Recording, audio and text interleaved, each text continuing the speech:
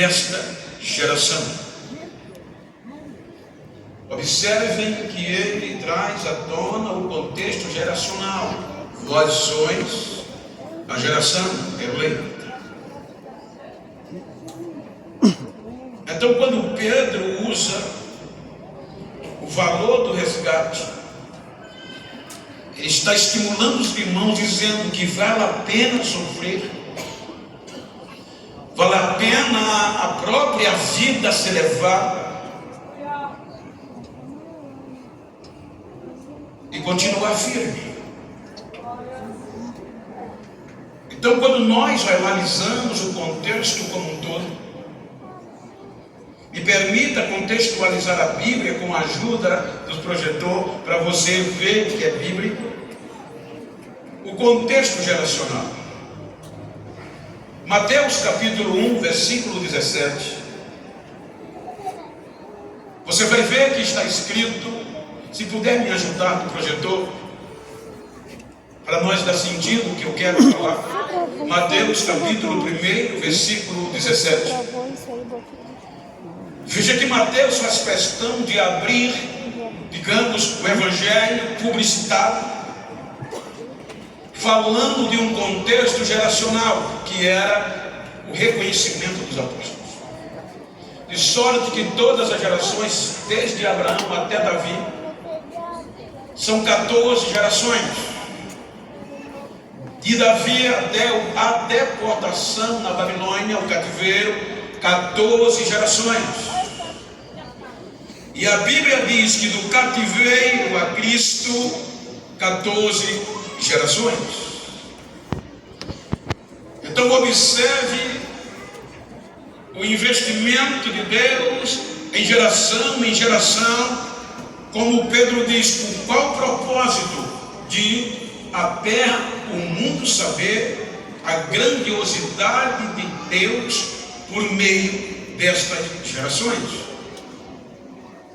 Permita-me contextualizar a Bíblia para nós entendermos o valor que nós temos como uma geração que não fazia parte dos planos humanos. Quando nós vamos para o capítulo 12 do livro do Gênesis, os irmãos observam que vai entrar em cena, como disse Mateus, a primeira geração que Deus elegeu para proclamar o seu amor, a sua bondade, o seu poder a toda a terra. Por quê? Porque desde o capítulo 3 do Gênesis até o capítulo 12, a glória de Deus de forma coletiva não descia mais na terra. Desde a queda do homem, que não há registro de uma mobilização coletiva da glória de Deus. Então Deus vai elevar uma geração com início em Abraão para se relacionar com o ser humano, para descer na terra de novo. Então no capítulo 12, versículo 3, ele diz a Abraão que por meio dele toda a terra, ou todas as famílias da terra, será abençoada. Então por meio de Abraão, disse Mateus, de Abraão até Davi, vem a primeira geração. Abraão vem por meio de Isaac e de Jacó. Veja que é de forma geracional, eleitos. Por meio de Jacó, o propósito, geração, coletivamente falando, é Clode, no Egito, Israel. Anos e anos, morreram os patriarcas. A geração se desenvolve no Egito, terra alheia. E no Egito, eles não tinham relação com Deus de forma íntima. Seguiram o contexto cultural egípcio, servindo e também englobados no politeísmo. Aí, por meio de Moisés, Deus tira esta primeira geração do Egito, se apresenta como Senhor, mostra quem Ele é, através das pragas, através da abertura do Mar Vermelho.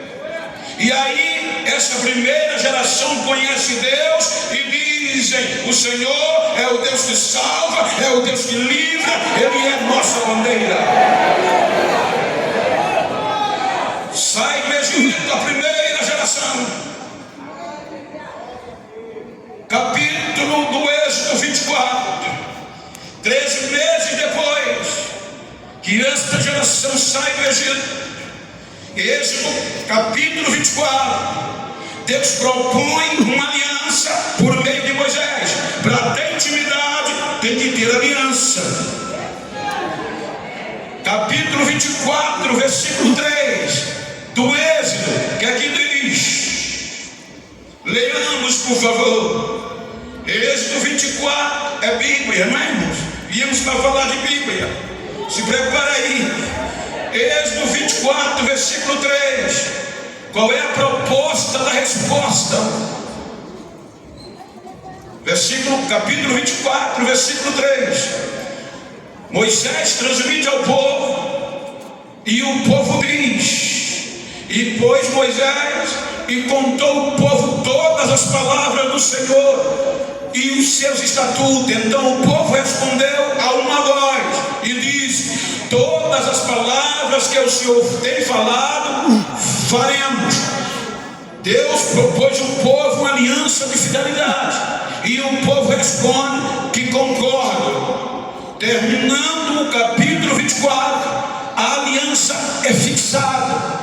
Então, já que há uma aliança com a primeira geração, aí Deus diz: agora eu vou preparar um lugar geograficamente na terra para descer no meio de vocês, que desde o Gênesis não descia.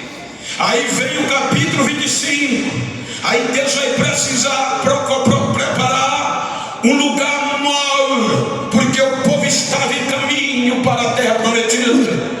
Capítulo 25 começa pedidos de ofertas para formar o tabernáculo, lugar de relacionamento e intimidade com Deus. Então vem primeira peça, capítulo 25, versículo 10 do Êxodo. A primeira peça, disse Deus: também farão uma arca de madeira de acácia, e dá os seus detalhes. Primeira peça que deveria ser confeccionada era a arca, que ela ia representar a presença de Deus no meio do povo. Aí agora Moisés vai começar a trabalhar e preparar o lugar da glória, descer no meio dos judeus, só para Israel. Aí Moisés trabalha 15 capítulos, preparando o lugar geográfico de adoração que não havia.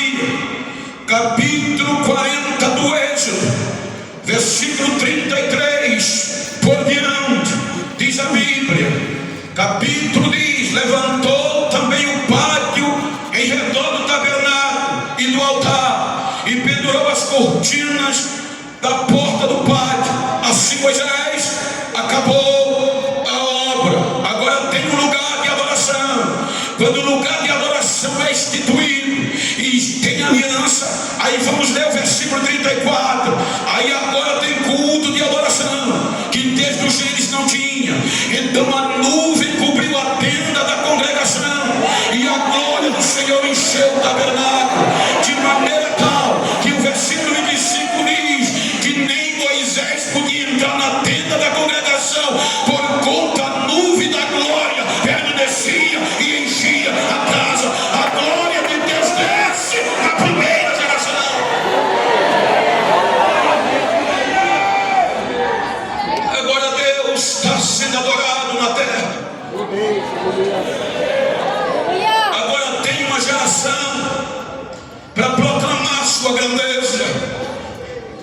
Saímos do Êxodo. Vem Levítico. Levítico começa com relacionamento. Agora Deus quer se aproximar mais, intimidade. Por quê? Porque vem o livro de Levítico, rituais, como se chegar mais perto de Deus, oferta, sacrifício, vai começar e holocausto. Com isso, capítulo 2, as ofertas, versículo 13 de Levítico 2 e 13. Aí Deus propõe o relacionamento. Olha o que está escrito, Levítico 2 e 13. E porá as suas mãos, versículo 2, versículo 13, por favor, 13. E todas as tuas ofertas dos teus alimentos temperarás com sal, e não deixarás faltar a tua oferta de alimento, o sal. Sal de quê? Da aliança de teu Deus. E em todas as tuas ofertas oferecerás. Ou seja, todas as ofertas que eles sacrificavam a Deus tinha que ter sal, porque o sal era a aliança do relacionamento. Segundo os estudos dizem que na época oriental o sal era muito forte, como até hoje. Os nutrientes do sal são perenes, eles não se acabam. Então entre os orientais havia este tipo de aliança. Por exemplo, eu e o pastor Marco, meu amigo, se nós fôssemos na época e queríamos formalizar uma aliança duradoura, inquebrável, aí eu convidava, pastor Marco, quero ter um relacionamento íntimo com o Senhor e o seu povo, e eu preciso celebrar. Como nós fazemos? Vá comer do meu sal e eu vou comer do seu. Ele ia na minha casa, comia do meu sal no alimento e eu do sal dele, e ali celebrava uma aliança inquebrável. Aí, por o mais difícil que não acreditasse, e as tempestades, que alguém dissesse, agora vai quebrar a aliança, eu dizia, não tem como quebrar, porque há sal entre nós, e se há sal é inquebrável. Então Deus faz uma aliança de sal com esta primeira geração.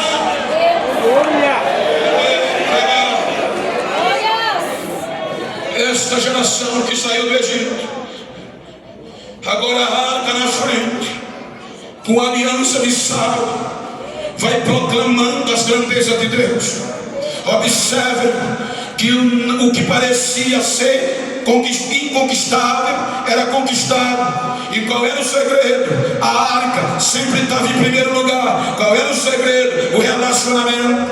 Porém, ela só chega, essa primeira parte da primeira geração, até o capítulo 14 de Número. No capítulo 14 de Número, esta geração desobedece e quebra a aliança do Êxodo 24. Então dizia, agora acabou a aliança, acabou. Aí vem Deus e diz a Moisés, toda esta geração que saiu do Egito, de 20 anos para cima, não vai entrar na terra que eu prometi, exceto Josué e Caleb, que me obedeceram e honraram o meu nome diante na terra prometida.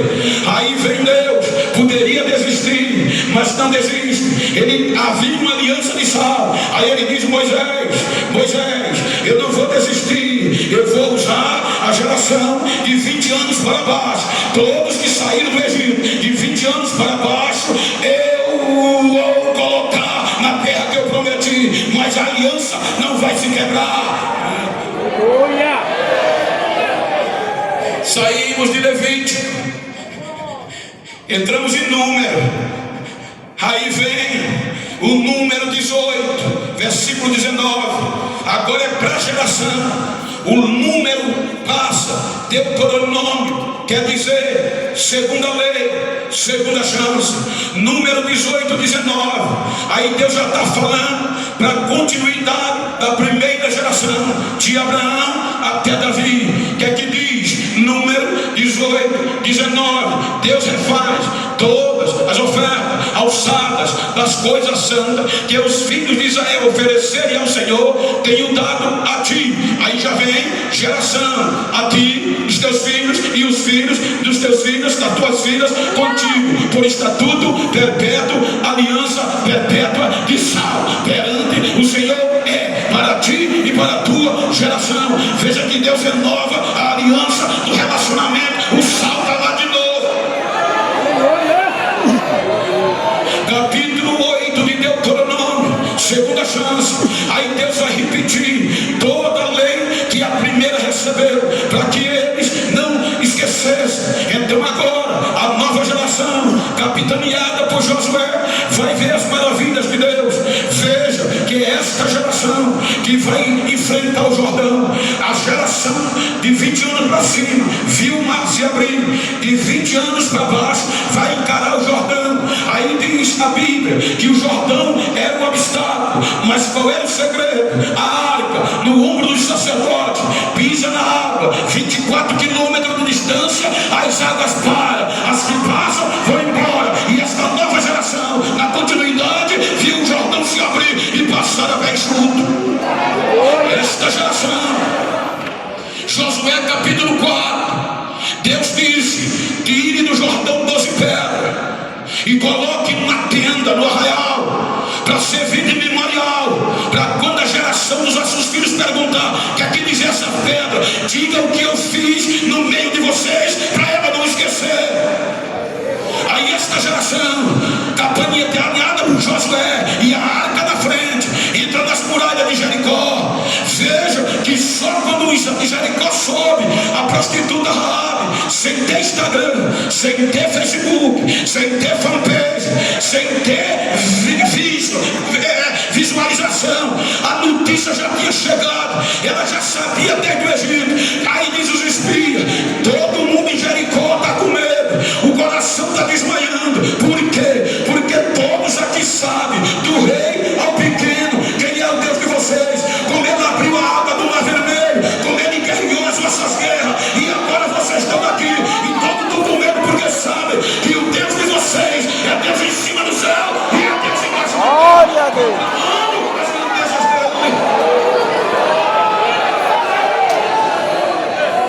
Esta geração entra no Egito, na terra prometida.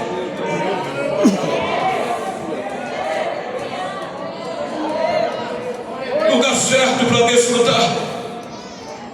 Era a minha proposta. Agora Deus ia ser conhecido em toda a terra.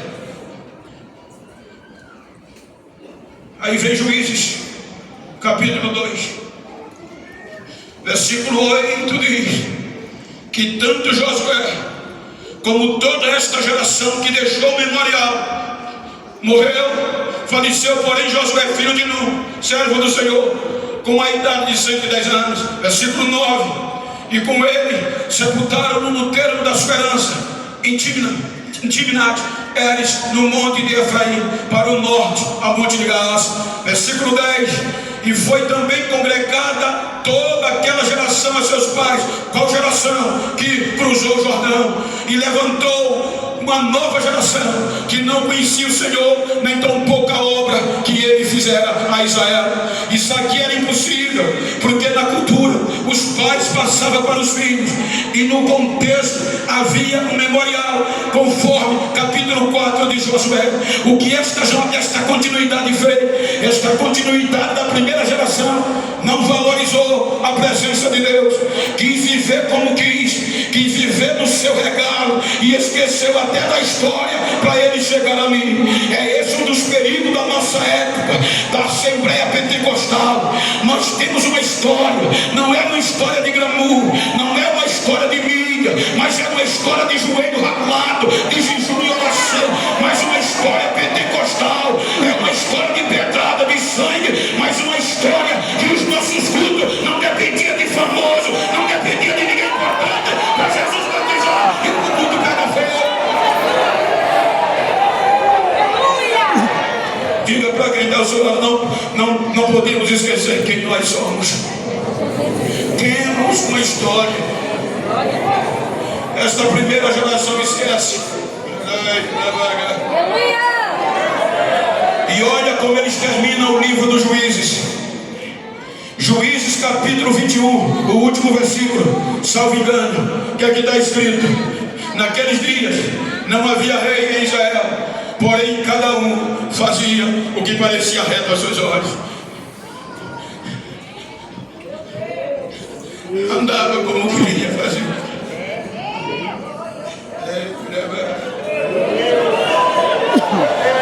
Aí vem o livro de Samuel. E sabe como a geração de Abraão, Isaac, Jacó, olha a geração que Deus escolheu. Rubem, partindo de Judá, Perez, Esrom, Arão, Aminadab, Naasson, Salmão, Boaz, Obed, Jessé, e de Abraão até Davi. Como é que esta geração termina? 1 Samuel, capítulo 4, versículo 22. Olha qual é o hino que eles cantavam em toda aquela. E diz: de Israel a glória foi levada presa, pois é tomada a arca do Senhor. A primeira geração perdeu o melhor. Perdeu a arca. E culto sem arca não é culto. É só ajuntamento. Pregador sem arca não é pregador, é só um palestrante.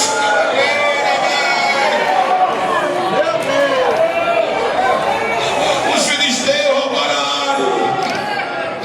Eles estavam tão insensíveis que não ligaram. Os filisteus devolveram, mas eles não tiveram coragem de buscar, porque não tinha santidade.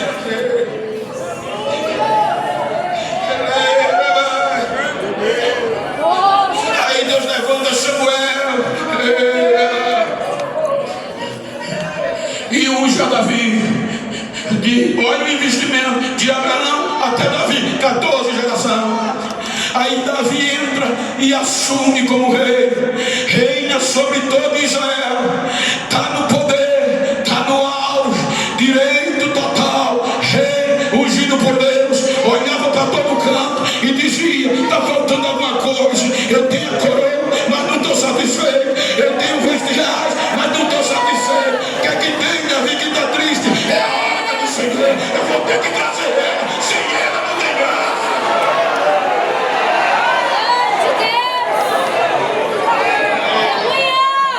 Aí Deus escolheu Davi. E olha o que é que Deus faz com a segunda geração. Segundas Crônicas, capítulo 13, versículo 5. Aí Deus agora é Davi. E Deus vai ratificar e celebrar com que? Só com que?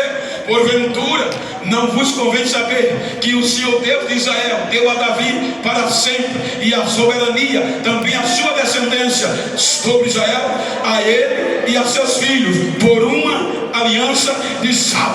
O sal continua. Deus faz de novo com a segunda geração. Aí Davi diz: não, sem arca não dá. Aí faz tudo direitinho e vai buscar a arca. Agora o que eu acho lindo é que quando a arca vem, os louvores, agora tinha a arca, a presença estava lá, os sacerdotes estavam com a arca estava no púlpito, digamos assim, estava no meio do povo, e vai entrar em Jerusalém, vai ter recomeço. Quando vai entrar em Jerusalém, até o rei, a autoridade máxima, quebra protocolo, não resiste na arca, protocolo tem que ser quebrado. O rei pula, o rei salta, rasga a veste e bola no chão. Se fosse hoje, pegava fogo. Aí quem estava frio dizia: o rei está vadio não, é que na presença da arca até rei quebra protocolo e a glória é comanda. Glória a Deus. Diga para quem está ao seu lado: se a presença de Deus está aqui, eu vou quebrar protocolo. E se tu não gosta de barulho nem de fogo, vai para casa agora. Eu vou quebrar protocolo. Eu vou quebrar protocolo.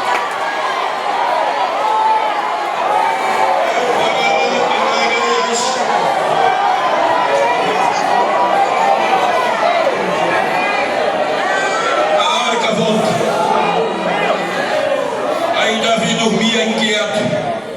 A arca não pode. Eu moro num palácio e a arca de Deus debaixo de lona. Deus disse: não é você. Ele passa, e a aliança de sal era para ele e a sua descendência. Salomão vem e Deus dá o prazer de Salomão construir o templo. Agora Deus já não era para habitar mais em tendas, mas agora tem um templo suntuoso em Jerusalém. Quando Salomão inaugura, Deus se agrada e Deus decide morar na terra de novo, como era lá no Gênesis, no paraíso. Segundo as Crônicas 7:12, Salomão inaugura.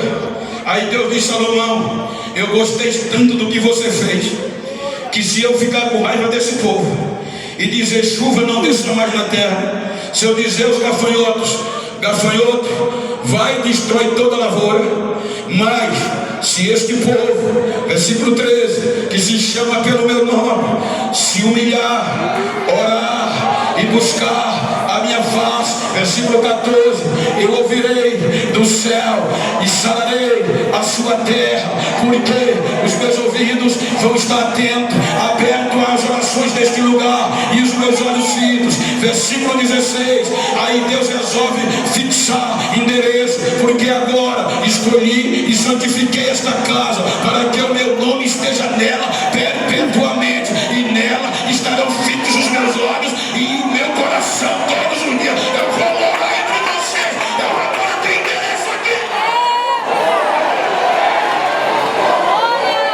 Aí Deus diz: de Abraão até o cativeiro, 14 gerações. Abraão foi até Davi, Davi passou para Salomão e Deus fixou o endereço. Salomão, Roboão, o reino é dividido. Já houve problema por uma aliança de sal. Roboão a Abias, Abias Asa, Asa Josafá, Josafá Jorão, Jorão a Uzias. Nos dias de Uzias, o pecado tomou conta de uma forma tão grande que Deus, quando Uzias morre, chama Isaías para tentar corrigir. E diz Isaías: eu habito no meio de um povo de impuros lábios e um povo de costumes adversos. Ou seja, o pecado predominava, a sujeira permeava, e Deus usava os profetas, mas eles não queriam. A dinastia de Davi parecia que ia se acabar, é levada pelo pecado. Aí nos dias de Uzias, aí Deus também levanta Amós e diz: há uma aliança de sal e eu não vou desistir. Aí Amós profetiza já o futuro que parecia não acontecer. Amós capítulo 9 versículo 11, o que é que Amós diz da parte de Deus para quem duvidava da aliança? Amós capítulo 9 versículo 11, olha o que é que Deus diz: naquele dia tornarei a levantar o tabernáculo caído de Davi, repararei as suas brechas e tornarei a levantar as suas ruínas e edificarei como nos dias da antiguidade. Deus estava dizendo: vai ter renovo de novo, eu vou levantar o que está caído e vai ser como eu comecei, que a glória predominava. Aí eles não aguentam, aí vem Uzias, vem Jotão, vem Acais, vem Ezequias, Manassés, Amon, Josias, Jeconia. No período de Jeconia vem o cativeiro de Davi até o cativeiro, 14 gerações, e esta geração perde a arca. Jeremias 52 versículo 13, o que é que acontece? 52 de Jeremias versículo 13, olha o que é que esta geração faz. Nabuzaradã queimou a casa do Senhor, o endereço do Senhor fixo, e a casa do rei, e também todas as casas de Jerusalém e todas as casas dos grandes ele incendiou. O templo foi derrubado de novo, a arca foi roubada, o lugar de adoração destruído. A segunda geração perdeu a glória, a arca de Deus. Aí o tempo passa, 70 anos, volta para a escravidão, porque sem arca o cargo não resolve, sem presença de Deus o cargo não faz diferença. O que faz é a presença, o que faz é a unção. Volta para ser escravo de novo.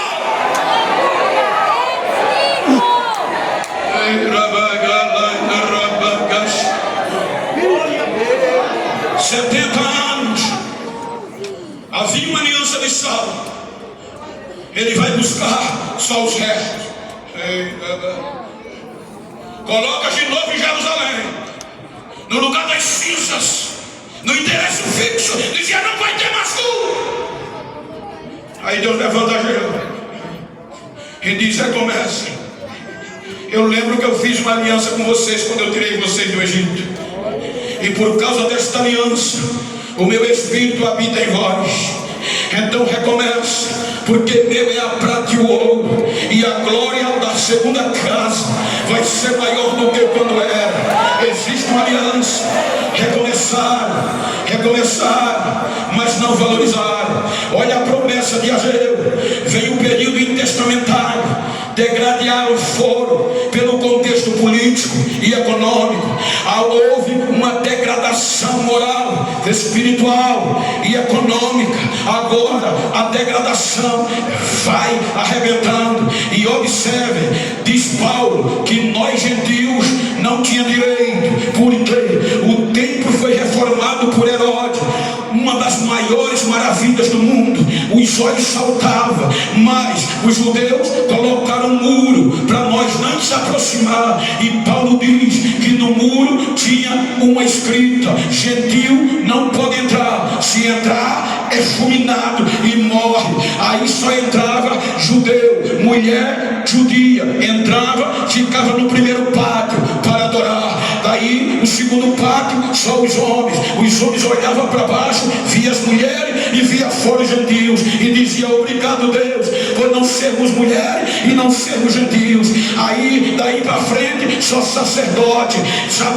sacerdote sobe, dali para frente só para o sorteio, só o sorteio, e era que entrava no lugar santo. E dali para frente só um homem, o sumo sacerdote, que tivesse intimidade com a casa. Por quê? Só entrava ele, porque era a intimidade. Os irmãos lembram, por exemplo, segundo o contexto da formação do tabernáculo e a sequência do templo, o lugar mais escuro era o lugar santo dos santos, porque não podia ter luz, a única luz era a glória. Então para o sacerdote entrar tinha que ter intimidade, saber onde estava tudo. Por exemplo, se faltar energia aqui, eu não sei por onde sair, mas tem obreiro aqui, se faltar energia, ele sai, desce a escada, entra a porta, vai, sobe e não cai, porque ele tem intimidade com o local, mesmo no escuro ele conhece. Então para entrar no santuário tinha que ser um que tivesse intimidade, porque quando a glória descia, era que a luz aparecia, e antes disso era escuro.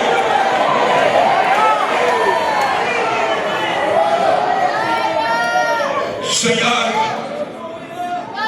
porque não há registros desde o cativeiro. Nesta última geração, terceira, a arca não tem registro. Pode olhar, tinha culto, tinha sacrifício, tinha ritual, tinha doutor, tinha sacerdote, tinha intelectual, mas começava o culto, terminava e nada acontecia, porque não tinha arca, não tinha presença, não tinha aliança, quebraram. E aí não tinha como fazer culto. Tinha culto, mas só era ajuntamento. Aí, como a aliança de Salmo, Deus disse a Davi: eu vou ser fiel à sua descendência.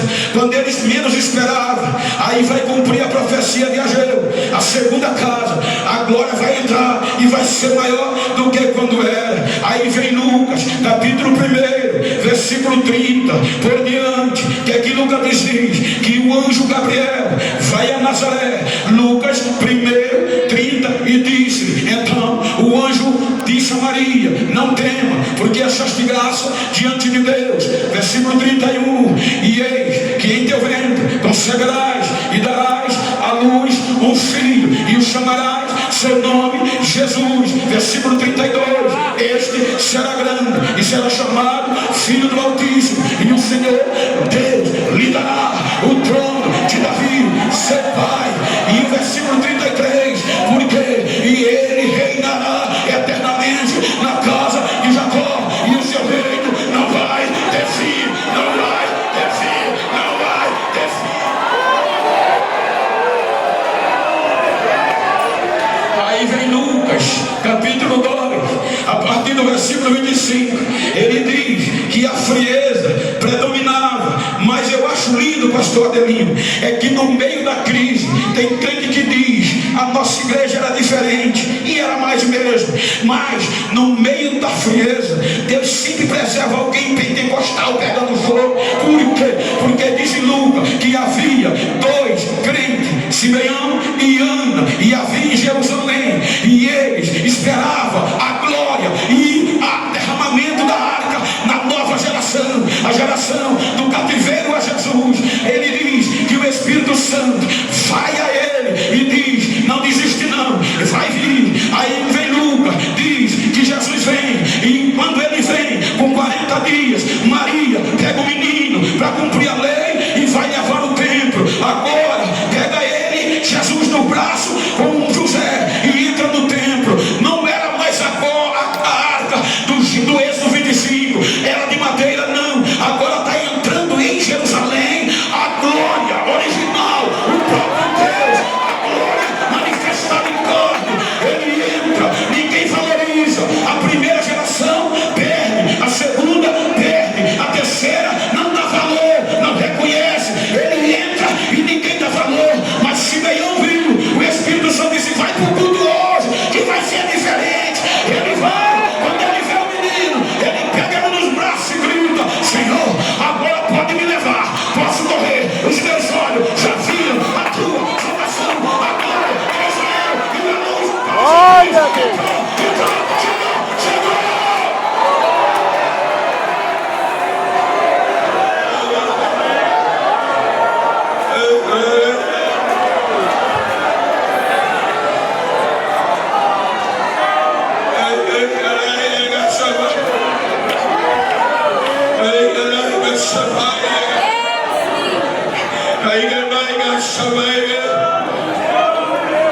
Ele entrou e foi escanteado. De Abraão até Davi, perdeu a arca. De Davi ao cativeiro, perderam a arca.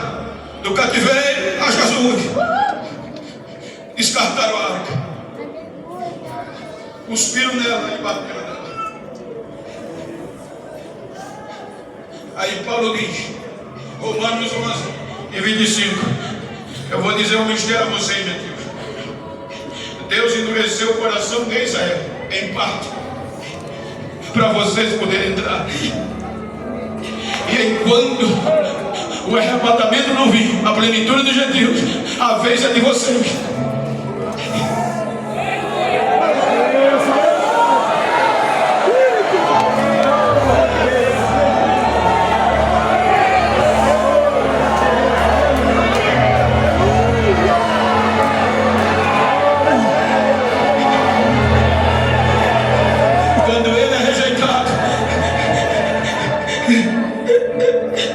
Nem Mateus, nem Pedro esperavam que a gente fosse entrar.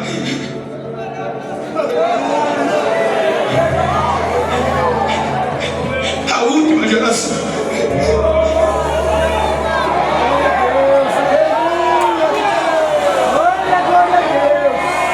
Ele desenvolve o projeto. O inferno prevaleceu na primeira, na segunda e na terceira geração, 42, o inferno prevaleceu. Mas ele diz, as portas do inferno não vai prevalecer contra a minha geração, a minha geração.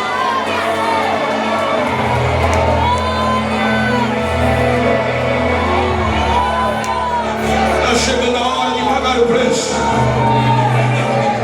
Aí Lucas diz, capítulo 22, que ele reúne os discípulos representando a nova geração, a última, e ele pega o cálice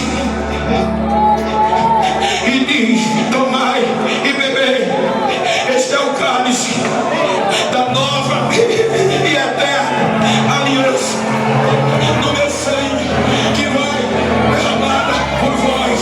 Ou seja, agora não é mais sal, a última geração é privilegiada. Agora é sangue de Jesus. Agora é sangue de Jesus.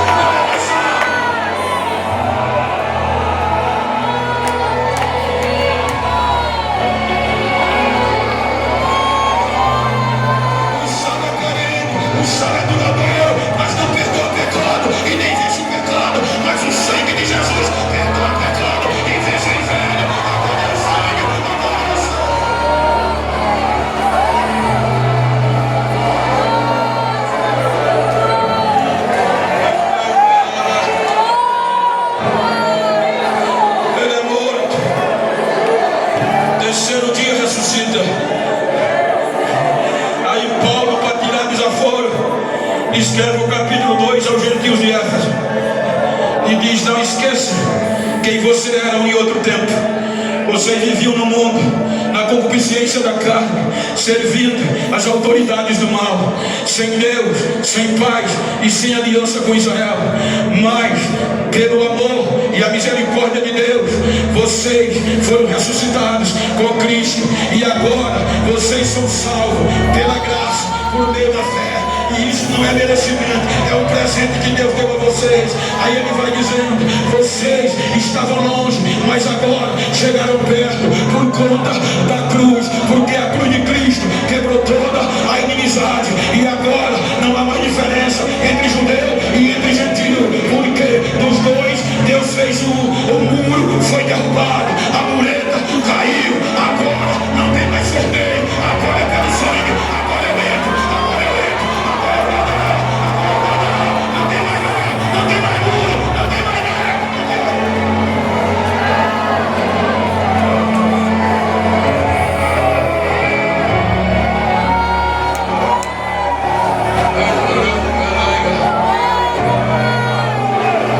foi cantado aqui.